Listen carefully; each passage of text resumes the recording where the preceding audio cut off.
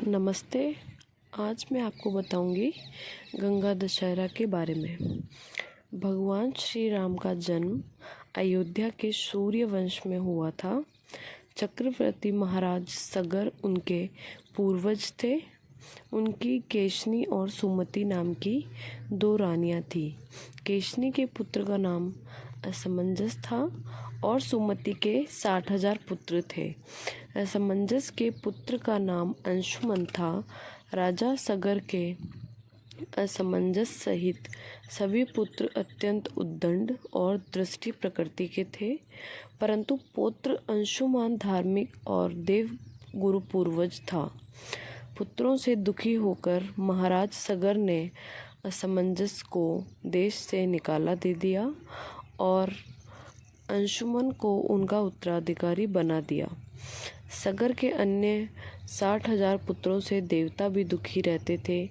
एक बार महाराज सगर ने अश्वमेध यज्ञ का अनुष्ठान किया। उनके लिए घोड़ा छोड़ा। इंद्र ने अश्वमेध यज्ञ के उस घोड़े को चुराकर पाताल में ले जाकर कपिल मुनि के आश्रम में बांध दिया, परंतु ध्यान वशिष्ठ मुनि इस बात को जान न सके। सागर के 60,000 अहंकारी पुत्रों ने पृथ्वी का कोना कोना छान मारा, परंतु वे घोड़े को न पा सके। अंत में उन लोगों ने पृथ्वी से पाताल तक मार्ग खोद डाला और कपिल मुनि के आश्रम में जा पहुँचे। वहाँ घोड़ा बंधा देखकर वे क्रोधित हो शस्त्र उठाकर कपिल मुनि को मारने दौड़े। तपस्या में बाधा पड़ने पर मुनि ने अपनी आंखें खोली। उनके तेज से सगर 60,000 उद्दंड पुत्र का तत्काल भस्म हो गया। गरुड़ के द्वारा इस घटना की जानकारी मिलने पर अंशुमन कपिल मुनि के आश्रम में आए तथा उनकी स्तुति की।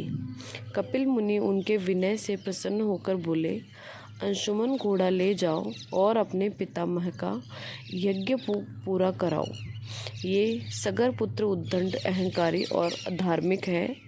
इनकी मुक्ति तभी हो सकती है जब गंगा जल से इनकी राख का स्पर्श हो। अंशुमन ने घोड़ा ले जाकर अपने पितामह महाराज सगर का यज्ञ पूरा कराया। महाराज सगर के बाद अंशुमन राजा बने, परंतु उन्हें अपनी चाचाओं की मुक्ति की चिंता बनी रही। कुछ समय बाद अपने पुत्र दिलीप को राज्य का कार्यभार सौंपकर वे वन में चले गए तथा स्वर्ग से पृथ्वी पर लाने के लिए गंगा जी के लिए तपस्या करने लगे। तपस्या में उनका शरीरांत भी हो गया।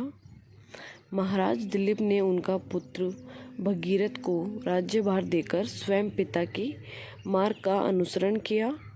उनका भी तपस्या में शरीरांत हुआ, परंतु वे भी गंगा जी को पृथ्वी पर न ला सके। महाराज दिलीप के बाद भगीरथ ने ब्रह्मा जी घोर तपस्या की। अंत में 3 पीढ़ियों की इस तपस्या से प्रसन्न हो पितामह ब्रह्मा ने भगीरथ को दर्शन देकर वर मांगने को कहा। भगीरथ ने कहा, हे पितामह, मेरे 60,000 पूर्वज कपिल मुनि के श्राप से भस्म हो गए हैं। उनकी मुक्ति के लिए आप गंगा जी को पृथ्वी पर भेजने की कृपा करें।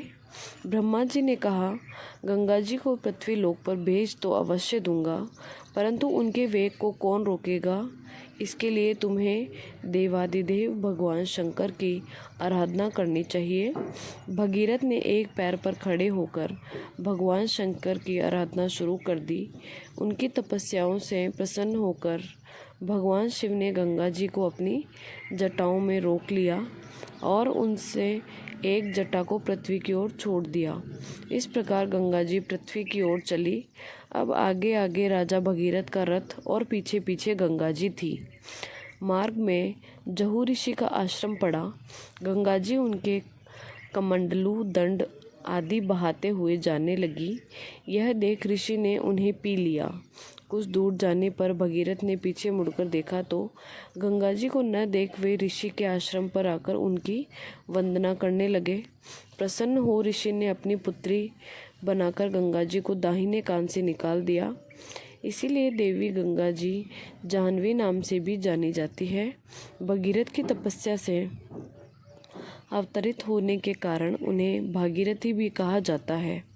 इसके बाद भगवती भागीरथी गंगा जी मार्ग को हरा भरा शस्य श्यामल करते हुए कपिल मुनि के आश्रम में जा पहुंची, जहां महाराज भगीरथ के 60,000 पूर्वज भस्म की ढेरी बने पड़े थे। गंगाजल के स्पर्श मात्र से वे सभी दिव्य रूपी धारी हो दिव्य लोकों को चले गए। धन्यवाद।